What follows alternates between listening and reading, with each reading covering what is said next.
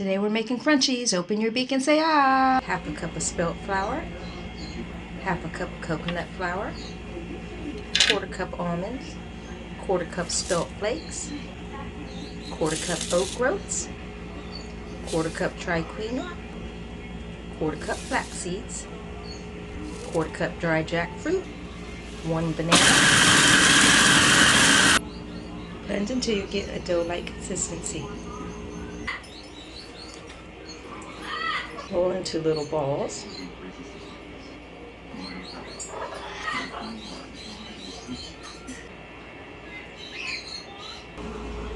Bake at 350 degrees Fahrenheit for 10 to 12 minutes or until crunchy. Let cool and serve. Yummy, yummy.